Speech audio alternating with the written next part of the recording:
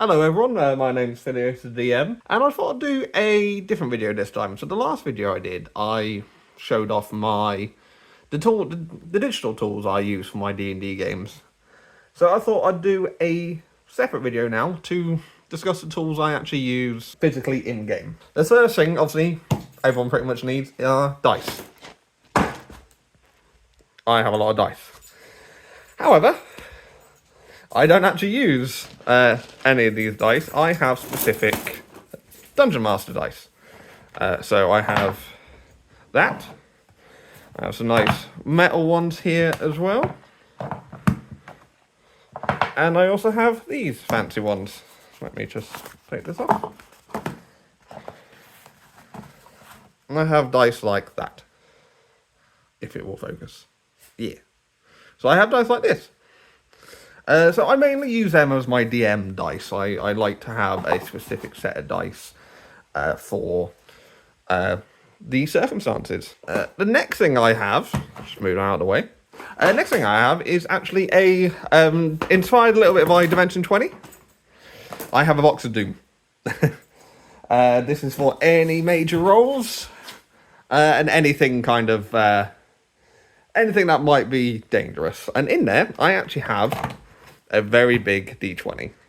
This is for my players to do death saving throws. So death saving throws in my game. I recently went to a thing in the UK run by Roll Dark, which is a GM academy. And they very much had it set to be, if someone rolls a death saving throw, if it's a success, if they have a memory that's good, that memory will continue, and it will remind them of why to keep alive. If, for whatever reason, they fail the death saving throw, that memory twists. So, let's say, for example, they remember a dinner with a loved one. Maybe, as they succeed at death saving throw, the dinner continues like normal, as how you would expect. Sorry, my dog is making a lot of noise. But yeah, the dinner would continue as you'd expect. Or, if they fail a death saving throw, perhaps the thing that they were fighting appeared in the memory. Or maybe the person they were with ended up twisting, mutating into some weird creature of unknown things. But as you can see, that's the kind of gist of it. So I use this big box, and this very big D20 that does glow in the dark, and it's a skull, for that purposes. Next up, you kind of probably saw them a little bit earlier, are my spell markers. So I know the radius, and basically any spells that anyone has. I have several different markers, as you can see there, for any type of spell that they use. This just makes life a lot easier, and sometimes when they're doing area effect spells like this, I will just leave them on the board so everyone knows exactly where that is. But these are, as you can see, they are 3D printed, but not 3D printed by me. I believe I got them from Etsy. It's been a few years now, so I can't remember the store, unfortunately. Alrighty, next up are my condition markers. These I purchased on Amazon. Turn that around the right way, that will help, won't it? And yeah, these are ones I bought from Amazon. As you can see, they are nice kind of plastic rings that you can just kind of put on the minis, or anything they use really, just to keep it in check. It doesn't have everything, but it has most things. So like charmed, frightened. One of my players put this in alphabetical order because it wasn't normally. So that was very nice of them. But as you can see here, so they have like physical effect. So there's no stunned on here. But you can use physical effect to say stunning blow. And they are very solid. As you can see, they can bend, they can stretch, they're very hard to break. Right.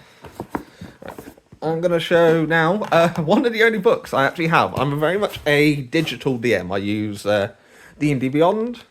I have a lot of my books on there, and I also purchase third-party books.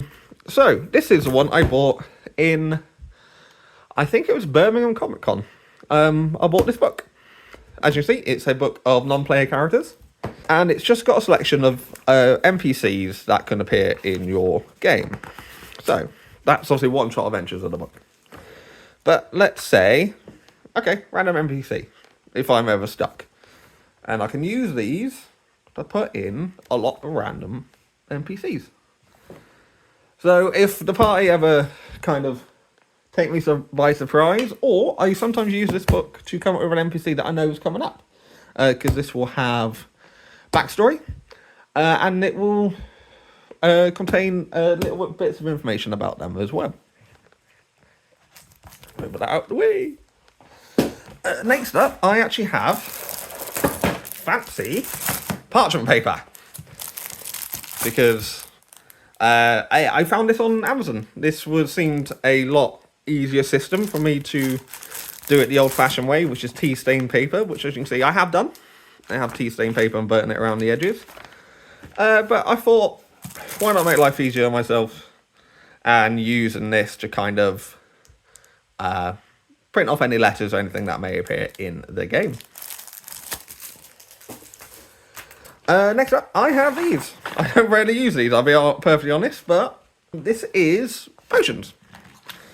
As you can see, so if someone has a potions, you just give them them. So that's a superior healing potion. And you give them the potions. And they vary from, obviously, greater, so common, to superior, to supreme. And it has every type, and even has the dice as well. As you can see there.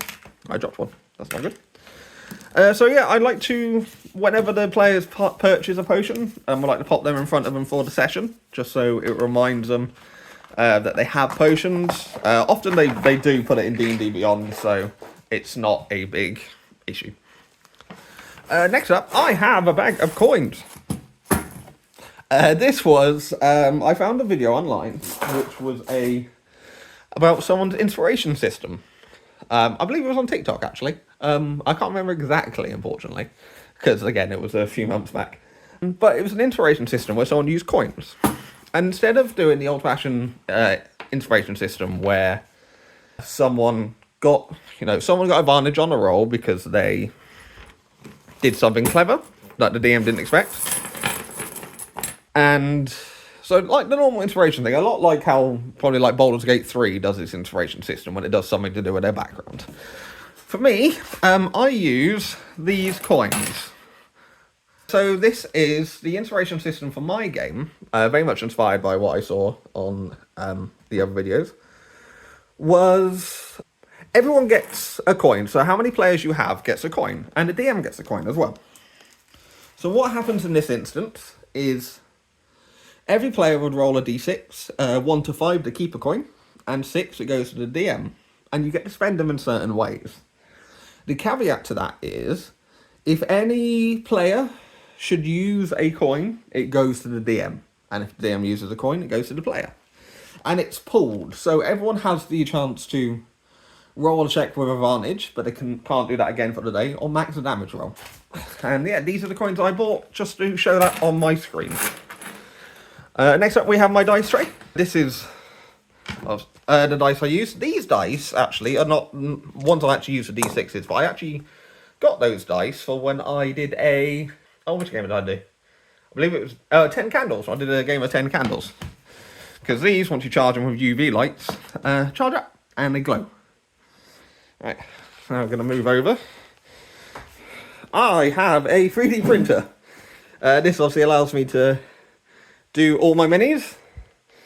You can see there's a mini on top. And yeah, I'm lucky enough to purchase a 3D printer. I'm not very good at painting minis, so a lot of my minis, well, all of my minis are not painted. But this allowed me to create minis for my games. So as you can see over here, I have all my big boy minis and a little sneak video of me. These are all my big boy minis that I keep up there. Alrighty, next up is my DM screen. This is something my players bought for me for Christmas a few years back. And this is the inside. Has a little whiteboard there.